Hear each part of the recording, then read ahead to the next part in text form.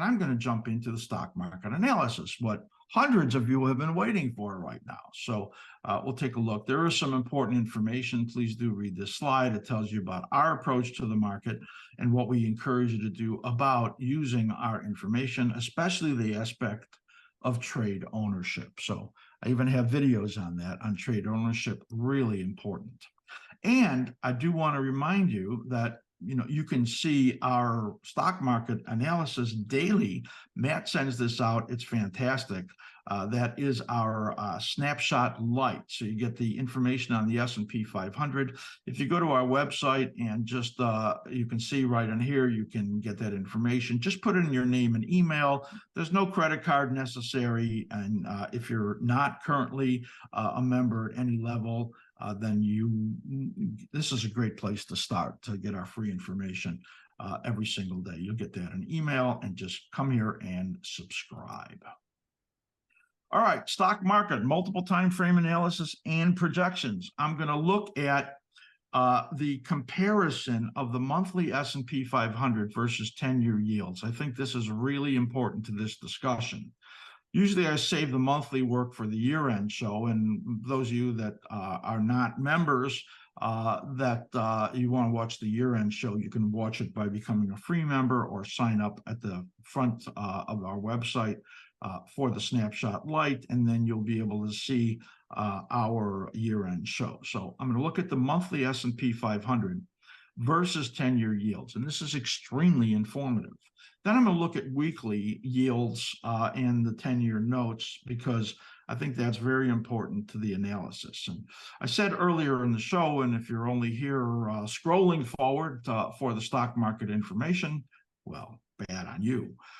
But in the beginning of the show, I talked about the fact that I think that the markets have it wrong in some way regarding what they're anticipating is going to happen from the Fed next year, and how soon they're going to cut interest rates and how many times. Back to the stock market, as I was talking about the importance of looking at the 10-year yield. So we're going to take then a deep look at the stock market also. And I think that you're going to enjoy seeing me use my proprietary indicators, and that will be beneficial to all. The first thing I want to look at is this. Let me get back in gear here.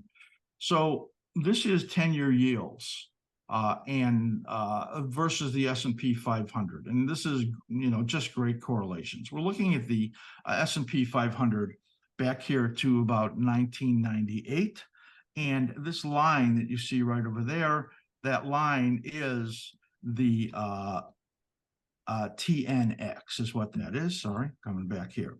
So what I want you to see is that yields correlate unbelievably to the stock market. When the stock market is rising, as you see right over here, yields are usually rising. When the stock market is falling, it encourages the Fed then to start to cut rates, and yields are falling. Look at the amazing correlation going back here for 24 years, as you see that the prospects for the stock market are essentially the prospects for yields. So right over here, you could see what we're seeing is the stock market rising since 22 and yields going back to the upside. Now, you saw what happened here. The stock market had a downside move and yields moved back to the downside. But the stock market is moving up again. That is very important when you look at this. If stocks are going to continue up in 24, which of course all the bulls believe, then yields are not likely to fall. If yields are actually going to fall, then the stocks must have big risk. I mean, it's just the way it is. So if yields are going, if the bond market thinks they have it right and yields are coming down and the Fed is going to react, they're only going to be reacting to a declining stock market. You can see. So this looks like stock market moving up, and yields are likely to turn back to the upside. As you can see, that is just a blip on the downside. As you can see, you had a blip on the downside here, and then yields began to move up again. And you get lots of chop in yields, as you can see. And that's basically what happened in here. But is there a reason to believe that yields are going to move down? Well, if that's the case, there's reason to believe that stocks are going to move down. I think the Fed has it wrong. because I think the stock market is not going to do all that bad. And I'll tell you about that at the end of the year. And that means that you're likely to get a rise in here again in yields. If the stock market turns down and has a very big decline next year, then the market will be right and yields will be moving down and the Fed will be reacting. That's the important look right there as we look at the comparison, which says stock market, it has to break big for the bond market to be right. Is that going to happen? Well, that's a big question.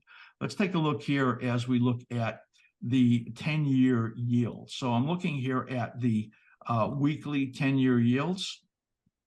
I'm going to maximize this, and you can see that with the way the cyclical patterns are aligned, it looks like this break right in here that you see is not over, because you can see that this alignment says that yields are likely to keep coming down here for a few more weeks.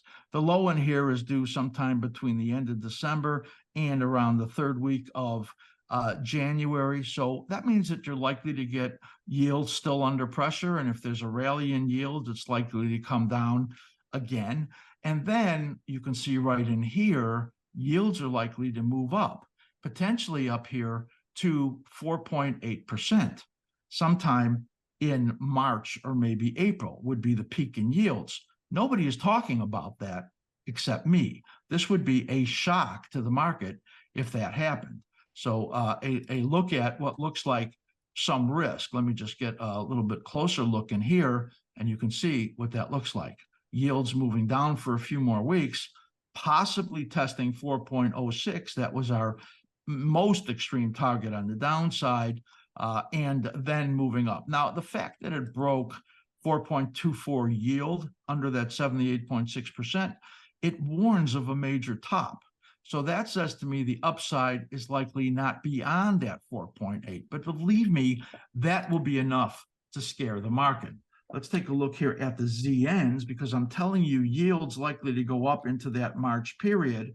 If I look at the ZNs, which are inverse, it should be telling me that there's going to be a move to the downside here in this market. And you can see in here that our projection is in the 10 years that they're going to move down and potentially get close to that low down over there at 1.05 if you're going to get up to the 4.8% yield.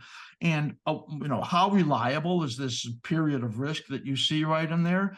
Well, let's look back in here for an extended period of time. I have the last 3 full harmonic cycles. I'm sorry, 4 of them for you to see.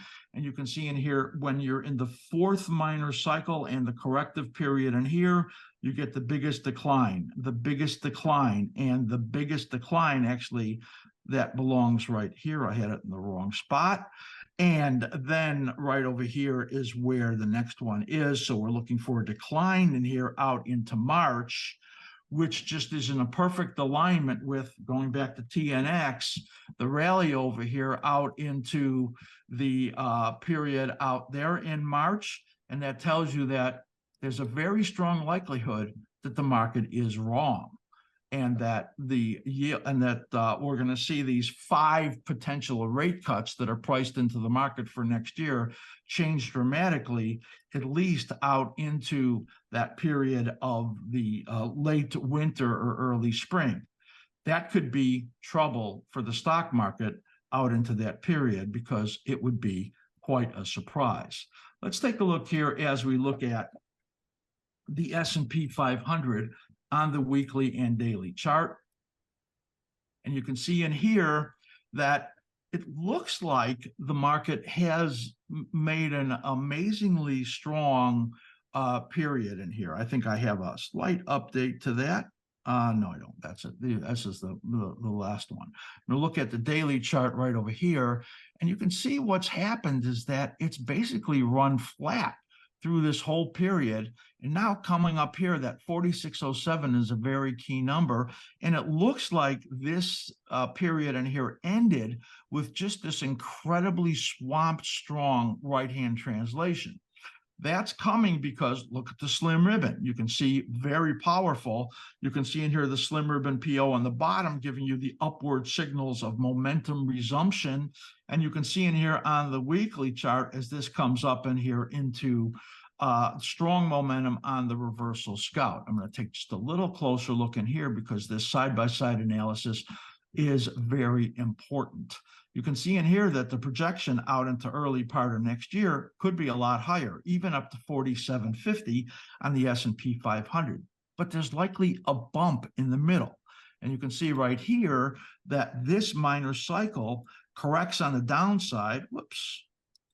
Having tech problems today, as you can see. Corrects on the downside right into this period right here, right there, which says that that is sometime into right around February 1st. That could very well coincide with the yields moving to the upside into that February 1st period. I said March in the on the analysis in the interest rates, but it doesn't have to go that far. It could be only out into the late February, early February period. Here, right over here, is also a decline out into that same period right there. So that looks like what happens is that this cycle, which is now looking like it's moving up, is likely to roll over somewhere in here and then come down into that period into late January or early February, aligning with this right over here into late January or early February. That means that the next rally over here probably fails and fails pretty quickly.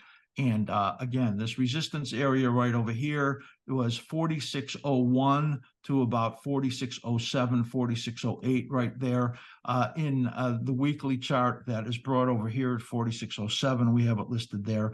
And this could be an area where it has some trouble in the stock market. Now, remember these cycles in here.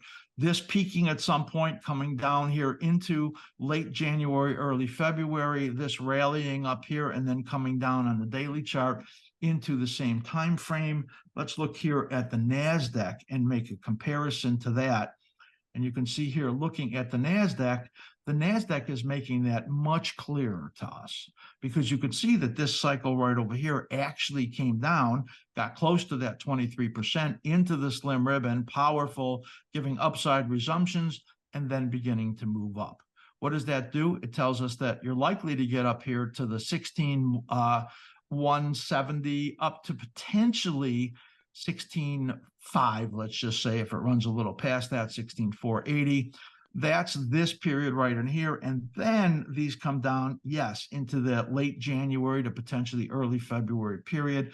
Same thing right in here. So I believe that that period where interest rates are likely to move to the upside is projecting that you're going to get one move down over here into late January, early February, an attempted move, and then this comes down into April again.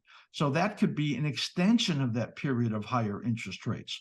We're looking at a pretty choppy period over here into the first quarter of the year, and I think influenced by the fact that interest rates are not likely to go down anymore and likely to surprise the market and go up. The last thing I'm going to look at in here is the Russell, which has a life of its own, and the cyclical pattern's quite different.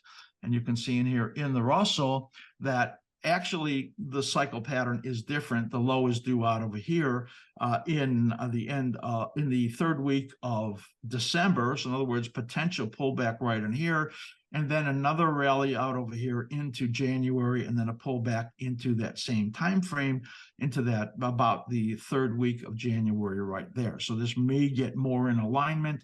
You can see in here, this pulls back into the February time frame once this peak is made, but there's a shot over here up to 1925 at the same time that there's a shot for the stock market to get up to 4750 in the S&P 500. So this a key time frame now after a pullback and then a rally here in the Russell, and then I think it's chop ahead out over here into the first quarter of the year. That's what we're looking at, I think. And I think that what I showed you regarding interest rates really makes a ton of sense to me.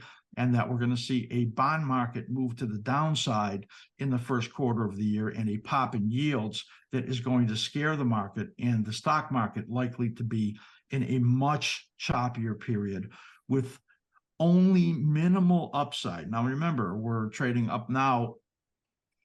If on the extreme, it's able to rally up to 47.50, we're only talking about less than 4% more on the upside. I think that that's not a strong likelihood, but I need to talk about that when I look at the stock market. So